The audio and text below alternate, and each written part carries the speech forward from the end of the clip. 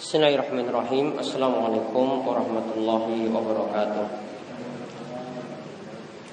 Innal hamdalillah nahmaduhu wa nasta'inuhu wa nastaghfiruh wa na'udzu billahi min shururi anfusina wa min sayyiati a'malina. May yahdihillahu fala mudilla lahu wa may yudlilhu fala hadiya lahu. Wa asyhadu an la ilaha illallah wahdahu la syarika lahu wa asyhadu anna Muhammadan abduhu wa rasuluh. Allahumma shalli ala nabiyyina wa sayyidina Muhammad wa ala alihi wa ummahatil mu'minin wa man tabi'ahum bi ihsan ila yaumil. Baik, alhamdulillah para jamaah sekalian, pengajian rutin setiap malam Selasa di Masjid STPN yang semoga selalu dirahmati dan diberkahi oleh Allah Subhanahu wa taala. Alhamdulillah, kita bersyukur kepada Allah Subhanahu wa taala atas nikmat yang telah Allah berikan kepada kita sekalian, sehingga pada kesempatan malam hari ini kita dapat melanjutkan kembali kajian rutin kita dari pembahasan kitab Bulughul Maram karya ulama besar kita, yaitu Imam Ibnu Hajar Al-Asqalani rahimahullah. Dan saat ini kita masih melanjutkan pembahasan kitab salat. Kita masih membahas seputar sholat sunnah Nabi Sallallahu Alaihi Wasallam, sholat tatawu. Jadi kita masih membahas sholat tatawu, yaitu tentang sholat sunnah Nabi Sallallahu Alaihi Wasallam. Terakhir kemarin kita bahas tentang masalah sholat sunnah rawatib yang disebutkan dalam hadis Ibnu Umar dan juga disebutkan dalam hadis Ummu Habibah, yang disebutkan dalam hadis Ibnu Umar dan juga disebutkan dalam hadis Ummu Habibah. Dan dapat kita simpulkan, sholat rawatib yaitu sholat yang bisa kita rutinkan sebelum atau selepas sholat wajib. Itu bisa jadi 10 rakaat, bisa jadi 12 rakaat. Kalau untuk yang 12 rakaat dalam sehari, itu keutamaannya sebagaimana yang disebutkan dalam hadis, akan dibangunkan rumah di surga. Ia akan dibangunkan rumah di surga, yaitu yang disebutkan dalam hadis Ummu Habibah Ummul Mukminin, yaitu man shalla isnata asyrata rakaatan fi yaumin wa lailatin buniya lahu bihinna baitun fil jannah. Siapa yang mengerjakan salat sebanyak 12 rakaat dalam sehari semalam, yang dimaksudkan sini adalah salat sunnah rawatib, maka buniya lahu bihinna baitun fil jannah, maka akan dibangunkan baginya rumah di surga. 12 rakaat ini disebutkan dalam riwayat Tirmizi, rinciannya 4 rakaat sebelum zuhur, lalu 2 rakaat setelah zuhur, ya, kemudian 4 rakaat ba'dal maghrib, 2 rakaat ba'dal maghrib, 2 rakaat selepas maghrib, kemudian wa rakaataini ba'dal isya, dan 2 rakaat setelah isya, wa rakaataini qabla sholatil fajr, dan 2 rakaat sebelum subuh. Jadi 4 rakaat sebelum zuhur, 2 rakaat setelah zuhur, 2 rakaat setelah maghrib, 2 rakaat setelah isya, dan 2 rakaat sebelum subuh. Dari penjelasan tadi, dari hadis Ummu Habibah ini, maka totalnya ada 12 rakaat rawatib dalam sehari. Nah, sekarang kita akan masuk pada pembahasan sholat-sholat sunnah yang laisat rawatib, yang tidak termasuk sholat sunnah rawatib, yaitu nanti mulai dari hadis Ummu Habibah juga, nanti ada hadis Ibnu Umar, ada hadis Abdullah bin Mughaffal, dan ada hadis dari Anas. Sekarang kita lihat sholat sunnah di sini yang dimaksudkan adalah tidak dirutinkan. Namun nanti sebagaimana dibagi oleh Syekh Muhammad bin Shalih Al-Utsaimin, salat sunnah itu ada 2 macam. Yang berkaitan dengan waktu sebelum atau sesudah salat. Salat sunnah itu ada 2 macam, yang berkaitan dengan waktu sebelum atau sesudah salat. Yaitu yang pertama beliau istilahkan dengan sholat sunnah rawatibah atau sholat sunnah rawatib.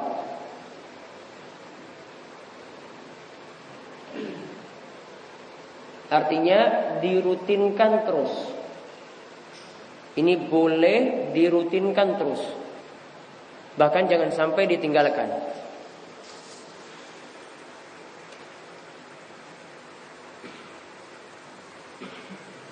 Kemudian yang kedua, sholat sunnah muakkad, namun tidak rutin.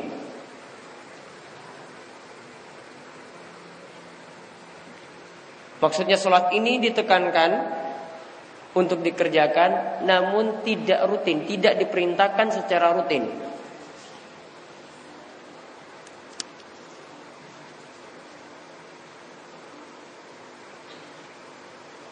Nanti kita akan lihat di sini beberapa sholat untuk jenis yang kedua yang dimaksud. Kalau rawatib kemarin sudah kita bahas yang 10 atau 12 rakaat. Kita lihat hadis yang pertama atau hadis nomor 9 dalam bab ini atau nomor 358 dari kitab Bulughul Maram. Yaitu walil khamsah anha, dikeluarkan oleh yang 5. Ingat istilah Ibnu Hajar untuk yang 5, yaitu oleh 4 penulis kitab Sunan ditambah Imam Ahmad. Jadi oleh Abu Daud, Tirmizi, Ibnu Majah, An-Nasa'i ditambahkan dengan Imam Ahmad. Jadi ingat ini istilah dari Ibnu Hajar. Nanti para ulama yang lainnya punya istilah yang lainnya lagi, yang mereka menyebut Sahihain, Bukhari, Muslim. Kemudian nanti ada dari Jad Ibnu Taimiyah, yaitu kakek dari Ibnu Taimiyah yang menulis kitab Al-Muntaqa, itu mengistilahkan Sahihain atau muttafaqun alaih, yang mengistilahkan muttafaqun alaih kalau biasa para ulama itu gunakan, yaitu untuk disepakati oleh Bukhari dan Muslim. Namun untuk kakek Ibnu Taimiyah ini dalam kitabnya Al-Muntaqa mengistilahkan untuk 3, yaitu Bukhari, Muslim dan Imam Ahmad. Ya, Bukhari, Muslim dan Imam Ahmad. Jadi masing-masing ulama punya istilah. Namun istilah yang digunakan Ibnu Hajar ini istilah yang umum digunakan oleh para ulama. Anha, yaitu dari Ummu Habibah, istri Nabi sallallahu alaihi wasallam. Man hafadha ala arba'in qabla dhuhri wa arba'in ba'daha harramallahu 'alan nar. Siapa yang menjaga 4 rakaat sebelum zuhur dan 4 rakaat sesudah zuhur, maka diharamkan, Allah mengharamkan baginya surga. Allah mengharamkan baginya neraka. Ya, haramallahu 'alan nar. Allah mengharamkan baginya neraka. Berarti dia mudah untuk masuk surga. Sekali lagi, siapa yang menjaga 4 rakaat sebelum zuhur. Ini 4, hampir sama dengan hadis Ummu Habibah sebelumnya. Dan menjaga 4 rakaat setelah zuhur. Kalau dalam hadis Ummu Habibah sebelumnya cuma 2, ini ditambah jadi 4. Maka haramallahu 'alan nar, maka Allah akan mengharamkan baginya neraka. Artinya kalau diharamkan neraka berarti masuk surga.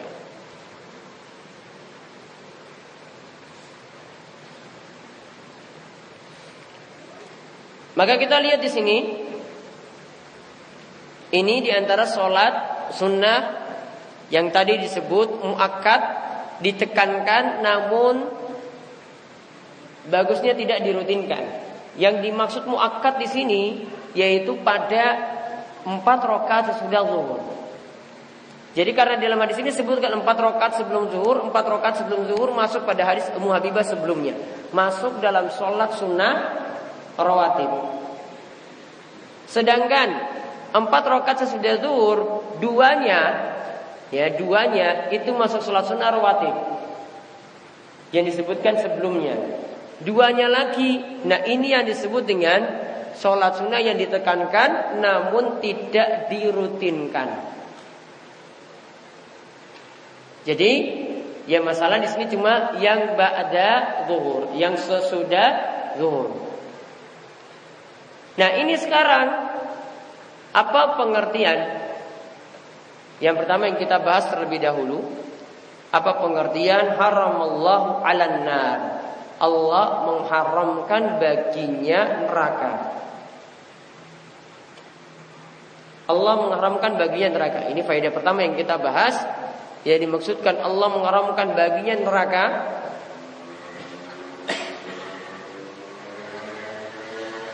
yaitu karena sebab melakukan sholat sunnah ini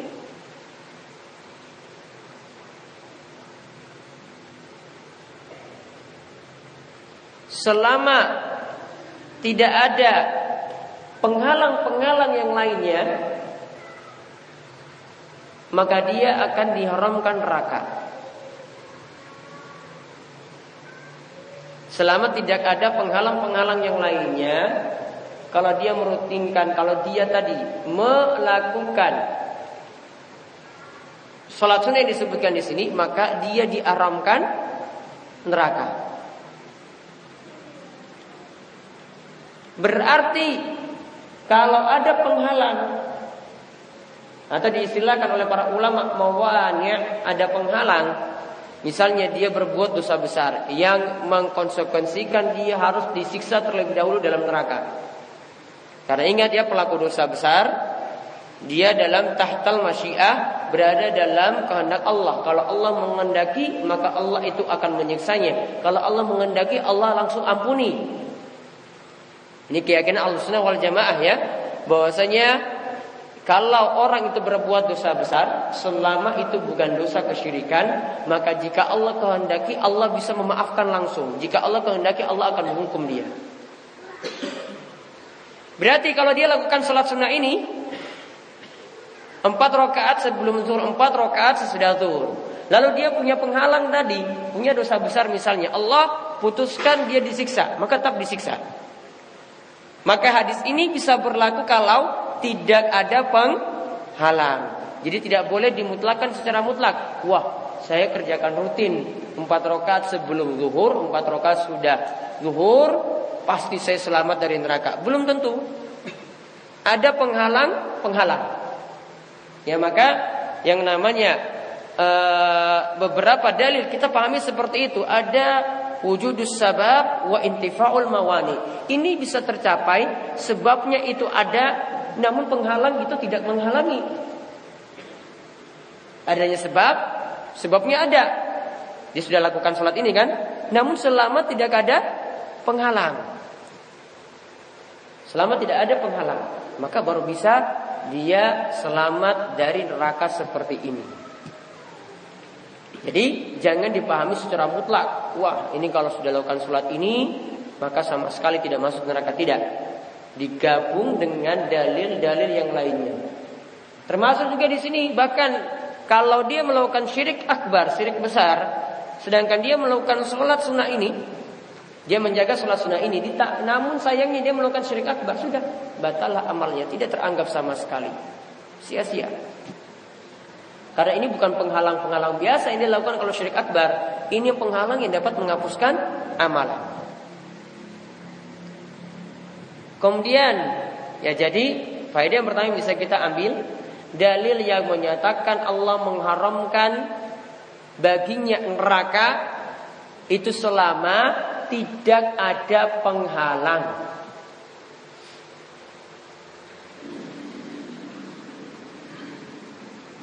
Kemudian faedah yang kedua yang tadi saya sebutkan di awal, disunahkan melakukan sholat sunnah qobliyah zuhur sebanyak 4 rakaat, kemudian ba'diyah zuhur sebanyak 4 rakaat.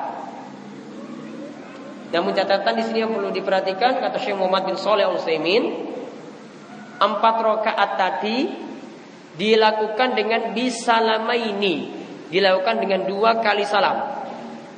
Jadi lakukan 2 rakaat salam, 2 rakaat salam.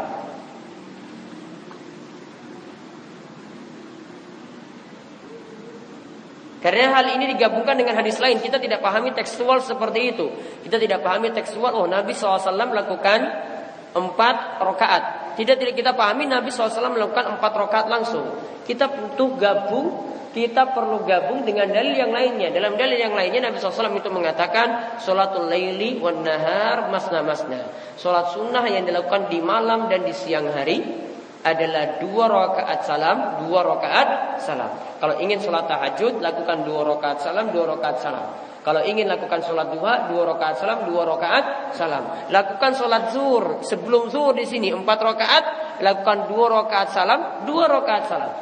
Sama untuk ba'diyah zuhur juga tadi, lakukan 2 rakaat salam, 2 rakaat salam. Jadi dengan 2 kali salam kalau dikatakan 4.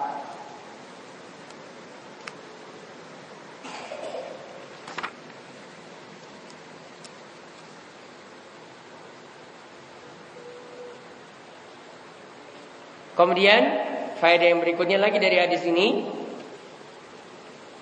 yang termasuk rawatib, artinya dirutinkan terus, yaitu tadi apa? 4 rakaat sebelum zuhur dan 2 rakaat ba'da zuhur. Ini yang masuk dalam hadis apa tadi sebelumnya? Ummu Habibah, yang dia katakan tadi akan dibangunkan, ya, Nabi SAW mengatakan akan dibangunkan rumah di surga. Sedangkan 2 rakaat tambahan setelah zuhur termasuk dalam sholat sunnah yang ditekankan namun tidak dirutinkan.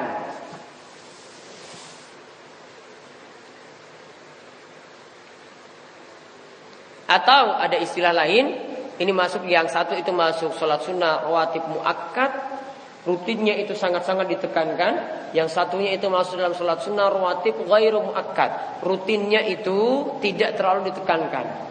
Artinya boleh kita jaga, namun tidak sama sekali tidak terlalu ditekankan. Jadi yang ditekankan nanti totalnya 6, 4 rakaat sebelum zuhur dan 2 rakaat ba'da zuhur. Mau tambah 2 lagi, keutamaannya disebutkan di sini.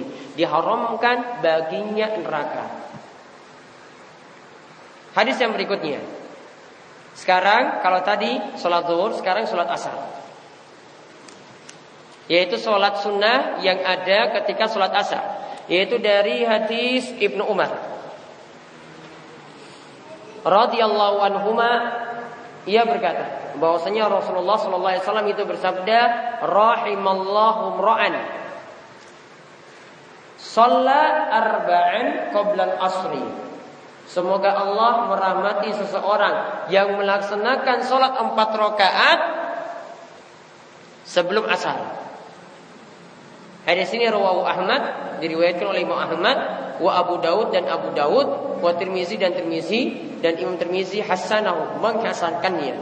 Juga dikeluarkan oleh Ibnu Khuzaimah, wa sahahu, dan Ibnu Khuzaimah mensahihkannya. Maka di sini membicarakan tentang sholat sunnah sebelum asar. Jadi faedah yang bisa kita ambil yang pertama, ada tuntunan sholat sunnah sebelum asar sebanyak 4 rakaat.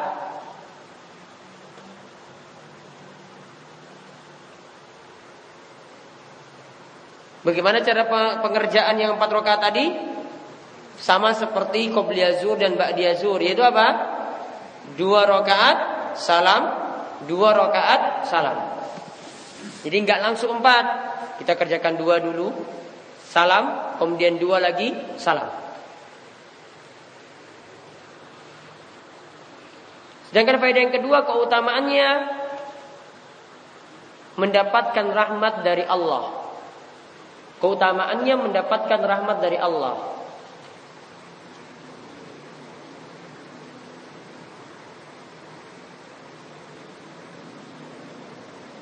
Dan yang ketiga, sholat sunnah qobliyah asar termasuk sholat sunnah yang ghairu muakkad, rawatib mengiringi sholat wajib, namun dia tidak ditekankan. Tidak masuk dalam hadis Ummu Habibah yang kita diperintahkan menjaga 12 rakaat dalam sehari.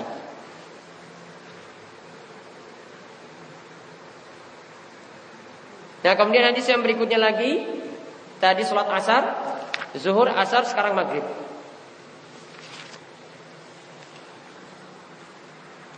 Yaitu yang masuk rawatib kan sholat sunnah ba'diyah maghrib 2 rakaat kan. Sekarang kita bahas bagaimana kalau sholat sunnah sebelum maghrib. Adakah tuntunannya, ataukah ada perintahnya, atau mungkin Nabi SAW pernah melakukannya. Dan di sini disebutkan dalam beberapa hadis.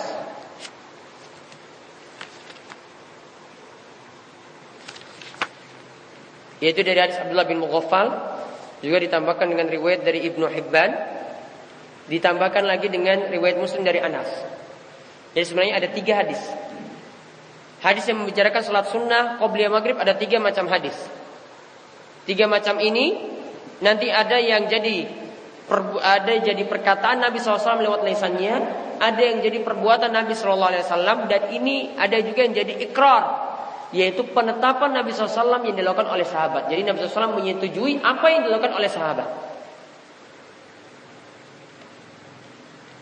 Yaitu hadisnya, hadis nomor 11 di sini, ya, atau nomor 360 dari kitab Bulughul Maram, dari Abdullah bin Mughaffal Al-Muzani radhiyallahu anhu, dari Nabi SAW, beliau bersabda, "Shallu qablal maghrib, shallu qablal maghrib, summa qala fi tsalitsah liman syaa'a karahiyatan ayattakhidhahan nasu sunnatan."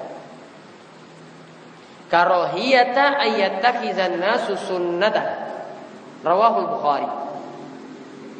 Itu dari Abdullah bin Mughaffal Al-Muzani, dari Nabi SAW, beliau bersabda, hendaklah kalian sholat sebelum maghrib 2 rakaat.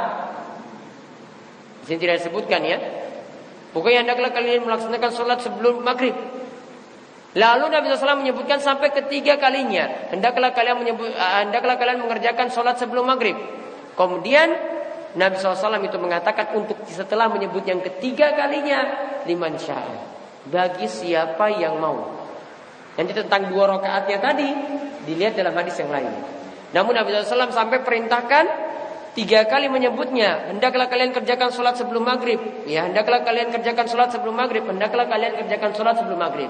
Namun Nabi SAW melanjutkan dengan kalimat liman syaa, bagi siapa yang mau. Berarti kalau tidak mau, ya, maka tidak masalah, dia tidak dikatakan berdosa. Ya, ini liman syaa, bagi siapa yang mau. Alasannya apa? Karahiyata ayattakhidhan nasu sunnatan. Ini cuma tidak disukai agar orang-orang itu tidak menjadikannya sebagai suatu kebiasaan yang rutin dilakukan. Hadis ini diriwayatkan oleh Imam Bukhari. Kemudian dalam riwayat Ibnu Hibban disebutkan, anna Nabi sallallahu alaihi wasallam shalla qabla al-maghribi rak'ataini. Nabi SAW melaksanakan sholat sebelum maghrib 2 rakaat. Berarti tadi perintah yang disebutkan sebelumnya yang dimaksudkan adalah 2 rakaat. Nabi SAW dalam prakteknya lakukan 2 rakaat. Kalau tadi itu cuma ucapan beliau, kalau ini praktek langsung dari Nabi Sallallahu Alaihi Wasallam. Kemudian ditambahkan lagi dalam riwayat Muslim, dalam hadis nomor 12 di sini, yaitu hadis dari Anas radhiyallahu anhu. Ia berkata, "Kunna nusalli rak'ataini ba'da ghurubisy syamsi." Kami melaksanakan sholat 2 rakaat setelah matahari tenggelam. Berarti masuk maghrib. Tidak sebelumnya. Setelah matahari tenggelam, mereka melaksanakan sholat 2 rakaat. Fakana sallallahu yarona. Dan Rasulullah itu sebenarnya melihat kami. Beliau melihat kami melakukan seperti itu. Falam ya'murna, beliau tidak memerintahkan kami juga.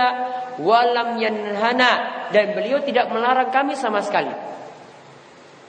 Jadi kami tidak diajak untuk melakukan sholat itu, dan kami kerjakan ketika itu. Nabi SAW tidak melarangnya sama sekali. Berarti ini adalah persetujuan dari Nabi Sallallahu Alaihi Wasallam. Ini adalah persetujuan dari Nabi Sallallahu Alaihi Wasallam. Maka kita lihat hadis dari Abdullah bin Mughaffal yang diriwayatkan oleh Imam Bukhari. Ini adalah ucapan beliau. Kemudian hadis dari Ibnu Hibban, ini praktek langsung dari Nabi SAW dengan 2 rakaat sebelum maghrib. Sedangkan hadis dari Anas, ini adalah hadis yang menunjukkan bahwasanya Nabi SAW menyetujui sahabat yang melaksanakan sholat 2 rakaat sebelum maghrib. Maka faedah yang bisa kita ambil, yang pertama,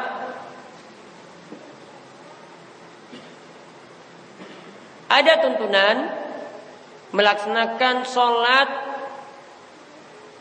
sunnah sebelum maghrib 2 rakaat.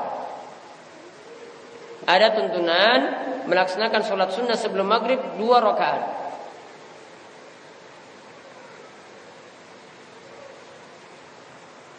Kemudian yang kedua, sholat sunnah qabliyah maghrib tidak terlalu ditekankan. Maksudnya tidak dirutinkan.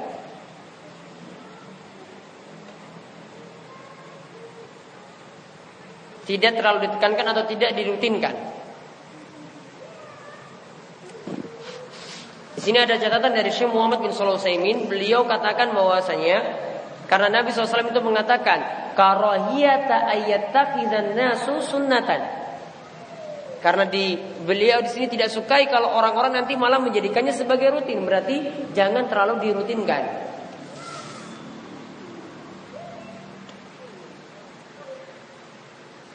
Maka di sini ada beberapa pelajaran yang lain yang bisa kita ambil pula. Faedah yang lainnya, ada beberapa praktek atau sunnah Nabi Sallallahu Alaihi Wasallam yang tidak mesti kita rutinkan, namun masih boleh dilakukan. Ya, kita tidak merutinkannya, namun masih boleh dilakukan. Contoh, sholat sunnah dilakukan secara berjamaah. Misalnya ada yang ingin melaksanakan sholat duha secara berjamaah atau sholat tahajud secara berjamaah. Asalnya boleh, namun dengan catatan tidak dirutinkan. Ya, asalnya boleh, namun dengan catatan tidak dirutinkan. Sebagaimana sini katakan oleh Syekh Muhammad bin Shalih Al-Utsaimin, sholatul jama'ati fin nafilah, sholat jamaah untuk sholat sunnah, la ba'sa biha ahyanan. Tidak mengapa kalau dilakukan kadang-kadang. Kama law sholal insanu sholatal laili ma'a sahibi lahu liyakuna zalika ansyat lahu. Contohnya adalah misalnya orang melaksanakan sholat malam bersama temannya supaya lebih semangat untuk sholat malam. Seperti itu boleh. Fa inna hadza jaizun li fi'lihi sallallahu alaihi wasallam. Ya, seperti ini boleh karena Nabi SAW pernah mempraktikkan seperti itu hina qama ma'hu Ibnu Abbas radhiyallahu anhu. Pernah Nabi SAW sholat bersama Ibnu Abbas dalam sholat sunnah dilakukan berjamaah.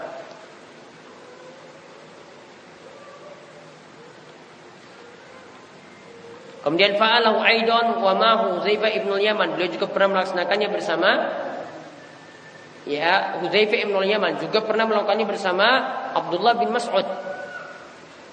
Jadi kalau tidak dirutinkan tidak ada masalah, sekali-kali boleh, kadang-kadang boleh.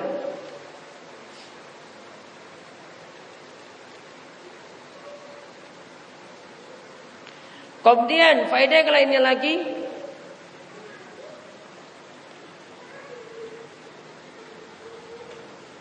hadis ini menunjukkan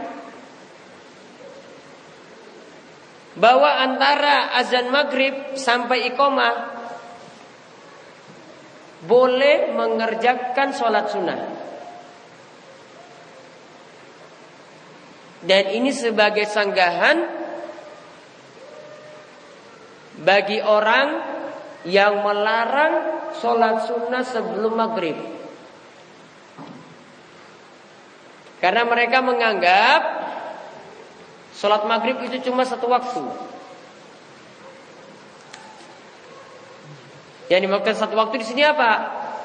Ya, ini dalam mazhab Syafi'i. Ini perkataan dari Al-Qadhi Abu Syuja. Beliau itu berpendapat bahwasanya sholat maghrib itu waktunya pokoknya sekadar seseorang itu berwudu di rumah, kemudian memakai pakaiannya, kemudian berangkat ke masjid, lalu melaksanakan sholat maghrib, lalu melaksanakan sholat sunnah ba'diyah maghrib, waktunya habis. Jadi sampai di sebagian tempat, ini terutama di daerah timur Indonesia, antara azan dan iqamah tidak ada pakai sholat sunnah, langsung. Ya, ini tidak ada sholat sunnah, langsung antara azan langsung tunggu sebentar, tunggu 1 menit saja, langsung sudah iqamah. Tidak ada yang melaksanakan sholat sunnah ketika itu. Ini pendapat yang keliru, bertentangan dengan hadis yang kita bahas, yaitu adanya sholat sunnah qabliyah maghrib. Seandainya waktunya cuma seperti itu, Nabi SAW pasti melarangnya. Ngapain Nabi SAW itu membiarkan para sahabat melaksanakan sholat seperti yang dilaksanakan oleh Anas bin Malik tadi? Pasti Nabi SAW akan cegah. Ini waktunya cuma sebentar, kenapa kalian lakukan sholat sunnah? Bahkan diceritakan dalam satu riwayat bahwasanya orang-orang itu ketika melihat mau melaksanakan sholat maghrib sebelum maghrib, itu jamaah sudah saking banyaknya melaksanakan sholat sunnah sebelum maghrib, sampai-sampai dikira sholat maghrib sudah selesai. Karena kalau sholat maghrib kan itu banyak, dikira ketika itu sholat maghrib sudah selesai, padahal itu baru sholat sunnah sebelum maghrib. Mereka mengambil tiang-tiang untuk sholat ketika itu. Maka ini menunjukkan bahwasanya sholat sunnah sebelum maghrib itu ada tuntunannya. Jadi jangan dibatasi sempit, seseorang tidak boleh melaksanakan sholat sunnah sebelum itu clear. Jadi beri waktu, bahkan untuk maghrib ini beri waktu antara azan dan iqamah juga sama seperti sholat 5 waktu yang lainnya.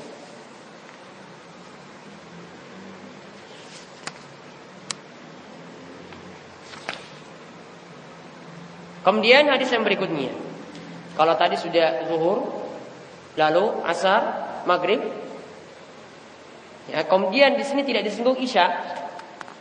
Kalau qobliyah isya, nah ini ada pembagian lagi dari Syekh Muhammad bin Shalih Al-Utsaimin. Beliau berdalil dengan hadis di antara dua azan, baina kulli azanaini sunnatun, baina kulli azanaini salatun. Di antara dua azan, yaitu maksudnya azan dan iqamah itu ada sholat sunnah. Maka ini menunjukkan bahwasanya antara azan dan iqamah termasuk untuk sholat isya boleh mengerjakan sholat sunnah ketika itu. Namun kembali pada hadis yang umum, dan dia tidak masuk dalam sholat sunnah rawatib yang kita jelaskan pada hadis Ummu Habibah sebelumnya. Jadi masih boleh mengerjakan. Ya, jadi maghrib sudah, isya sudah, sekarang subuh. Dari Aisyah radhiyallahu anha, ia mengatakan, karena Nabi SAW yukhaffifu rak'ataini allataini qabla salati subhi hatta inni aqul aqra bi umil kitab. Yaitu disebutkan oleh Aisyah di sini tentang cara pengerjaan Nabi SAW untuk salat sunnah qabliyah subuh. Kemarin nama lainnya apa? Salat sunnah fajar. Salat sunnah fajar ini ketika subuh sudah masuk, bukan sebagian orang yang menyatakan salat sunnah fajar itu kalau sebelum azan subuh, keliru. Tentang salat sunnah fajar ini atau salat sunnah qabliyah subuh, dikatakan oleh Aisyah, Nabi SAW yukhaffifu rak'atain, mengerjakan 2 rakaat secara ringkas, yaitu untuk salat sunnah sebelum subuh. Hatta ini akul, sampai Aisyah mengatakan, yaitu aku mengatakan ketika itu, ini Nabi SAW baca Al-Fatihah atau tidak? Apakah Nabi SAW baca Al-Fatihah atau tidak? Hadis ini muttafaqun alaih, diriwayatkan oleh Imam Bukhari dan Muslim. Maka faedah yang bisa kita ambil, yang pertama, salat sunnah qabliyah subuh itu dengan 2 rakaat yang ringkas. Ya, salat sunnah qabliyah subuh itu dengan 2 rakaat yang ringkas. Nanti akan kita lihat pada pertemuan berikutnya. Bacaannya itu pada rakaat pertama Al-Fatihah dan surat Al-Kafirun, kemudian rakaat kedua Al-Fatihah dengan surat Al-Ikhlas. Kemudian yang kedua, kita bisa simpulkan pula bahwasanya amalan yang ittiba mengikuti sunnah lebih utama daripada amalan yang banyak. Jadi yang terpenting itu bukanlah amalan kita itu banyak, rakaat kita itu panjang. Namun yang lebih terpenting itu apa? Ittiba'us sunnah. Ikuti saja petunjuk Nabi sallallahu alaihi wasallam. Kalau Nabi sallallahu alaihi wasallam melakukan ringkas, lakukan ringkas. Malah kalau kita panjangkan untuk sholat ini, itu menyelisih ajaran Nabi. Jadi satu waktu kalau Nabi SAW kerjakan ringkas, ya kerjakan ringkas, jangan persusah. Satu waktu Nabi SAW perlama, ya perlama. Salat sunnah, ya menurut para ulama ini mayoritas ulama katakan salat sunnah, yaitu salat istikharah. Salat istisqa. Bukan salat istisqa, salat gerhana, salat kusuf. Ya, salat kusuf, salat gerhana. Nabi SAW itu melakukannya dengan bacaan yang panjang sekali. Maka ketika itu lakukan dengan bacaan yang panjang. Namun kalau di sini Nabi SAW melakukannya dengan rakaat yang ringan, ya rakaat yang ringan, maka lakukanlah dengan rakaat yang ringan. Bahkan kalau orang baca lama-lama dalam sholat sunnah qabliyah subuh, malah menyelisihi sunnah Nabi SAW. Karena beliau di sini menuntut supaya kita ittiba'us sunnah, mengikuti ajaran beliau, tidak dituntut banyak. Maka sebagaimana kata Syekh Muhammad bin Shalih Al-Utsaimin, annal ittiba' aula minal ijtihad. Mengikuti petunjuk Nabi SAW itu lebih bagus daripada ijtihad, daripada sungguh-sungguh atau memperlama amalan. Kalau Nabi SAW tidak contohkan ketika itu, maka lebih bagus adalah ikuti saja petunjuk beliau, yaitu yang ringkas tadi. Kemudian di sini juga menunjukkan boleh sholat dalam keadaan cepat. Boleh sholat dalam keadaan cepat. Alasannya apa? Alasannya apa? Karena Aisyah sampai mengatakan pada Nabi SAW, Aisyah sampai berujar ketika itu, berkata ketika itu, ini Nabi SAW baca Al-Fatihah ataukah tidak? Berarti dalil talazum, yaitu konsekuensinya, berarti Nabi SAW sholatnya cepat. Namun di sini kata Syekh Muhammad bin Shalih Al-Utsaimin, ini tetap tidak luput dari bacaan yang ada. Artinya bacaan Al-Qur'annya ya tidak sampai hurufnya itu hilang, enggak sampai satu kata itu hilang, tidak, tetap lakukan normal. Namun dengan bacaan yang cepat atau dengan gerakan yang cepat, ya. Dan ringan yang dimaksudkan adalah bisa kita pahami seperti itu. Jadi yang cepat yang dimaksudkan di sini tetap ada tumakninah. Bukan cepat yang kita maksudkan di sini adalah kebanteran, ya. Misalnya kalau sholat tarawih yang biasa kita lihat, ya, kecepatannya 2,3 rakaat per menit. Ya, untuk bukan 1,1 rakaat per menit. Ini 2,3 rakaat per menit. Sangat-sangat cepat. Kalau 2,3 kan berarti lebih banyak kan dia dapat rakaat dalam 1 menit kan. Kalau 1,1 ya kan berarti cuma dapat sedikit kan? Dapat sedikit. 2,3 coba. 2 kalinya kan berarti. Nah, jadi yang dimasukkan cepat tetap tidak luput dari rukun-rukun, tetap bacaannya tidak hilang satu huruf pun, tetap dilakukan secara sempurna. Dan nanti ada penjelasan sedikit, insya Allah nanti akan kita lanjutkan lagi untuk masalah qobliyah subuh pada penjelasan berikut. Monggo jika ada yang ingin bertanya, kami persilahkan. Ya.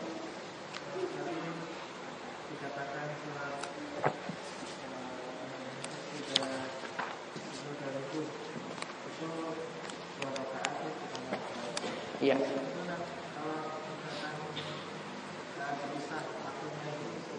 Boleh selama. Jadi sini di pertanyaannya bagaimana kalau 4 rakaat totalnya tadi sudah zuhur itu dipisah 2 rakaat mungkin langsung, 2 rakaatnya nanti lagi.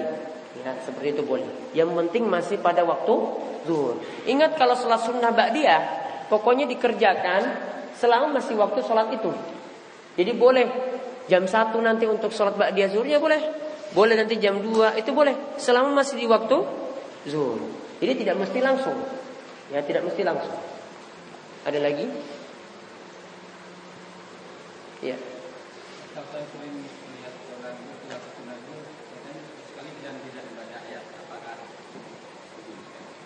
Kalau tidak baca Al-Fatihah tidak boleh. Hanya Al-Fatihah saja. Tidak baca surat pendek. Cuma menyelisih sunnah Nabi Sallallahu Alaihi Wasallam.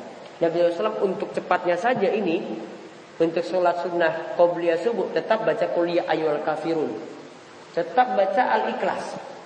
Apa dia mau menyelebihi Nabi SAW? Ini paling cepat loh ini Nabi. Ini paling cepat, makanya Aisyah katakan ini Nabi baca Al-Fatihah enggak? Padahal disebutkan dalam riwayat lain Nabi baca Al-Fatihah, baca Al-Kafirun. Namun karena saking cepatnya seolah-olah Al-Fatihah pun tidak baca loh. Ini Aisyah sampai tanya kayak gitu kan? Berarti Nabi SAW sholatnya cepat. Namun apa? Al-Fatihah baca, Al-Kafirun baca. Jadi kalau yang seperti itu, kalau tidak baca Al-Fatihah batal sholatnya. Namun kalau cuma baca Al-Fatihah saja, pahalanya dapat. Namun ya tidak secara sempurna. Ada lagi? Ya. Bagaimana hukumnya kalau sholat membaca subuh kita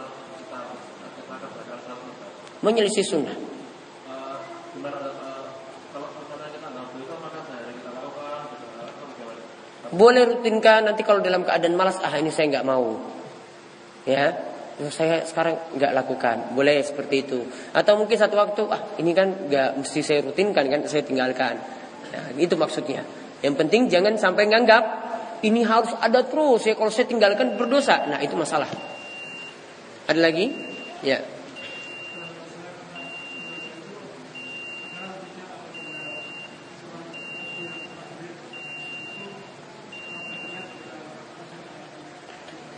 Ada tuntunannya seperti itu. Ba'dal maghrib baca Al-Kafirun dan Al-Ikhlas. Ya, ada lagi? Ya.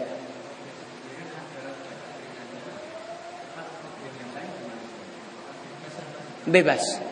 Qobliyah yang lain bebas. Ya, namun ada beberapa sholat sunnah yang Nabi SAW mungkin punya kebiasaan seperti itu. Namun yang di sini biasa disebutkan untuk qobliyah subuh.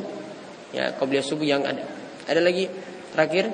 Ya. Tadi dikatakan bahwa sholat sunnah sebelum maghrib itu kan liman sya'a ya. Liman sya'a. Tapi apabila kita datang ke masjid kalau kita laksanakan sholat tahiyatul masjid dan itu setelah sebelum maghrib dan ini secara rutin apakah atau bagaimana? Kalau sholat tahiyatul masjid dirutinkan. Dan kadang tadi kan sebelum maghrib liman sya'a, tapi kalau kita adanya datang setelah azan maghrib lalu tahiyatul masjid setelah terus Tahiyatul masjid terus sholat sunnah qobliyah maghrib. cuma sholat tahiyatul masjid. Sholat tahiyatul masjid. Kalau tahiyatul masjid, ya di sini ada catatan dari Syekh Muhammad Shalih Utsaimin, dia termasuk sholat yang boleh dirutinkan. Jadi kalau datang setiap kali masuk masjid, sholat 2 rakaat itu yang ditutunkan.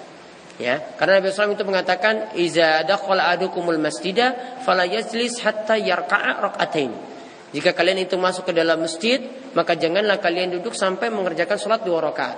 Dan di sini kata Syekh, beliau katakan boleh dirutinkan. Jadi dia anggapannya sama seperti sholat sunnah rawatib. Kalau rawatib yang kita bahas itu kaitannya dengan sebelum dan sesudah sholat. Namun kalau tahiyatul masjid, setiap ada sebab masuk masjid, boleh kita rutinkan untuk sholat tahiyatul masjid. Ya, demikian yang kita bahas untuk pertemuan malam hari ini. Mudah-mudahan bermanfaat. Subhanakallahumma bihamdika, asyhadu an la ilaha illa anta, astaghfiruka wa atubu ilaik. Assalamualaikum warahmatullahi wabarakatuh.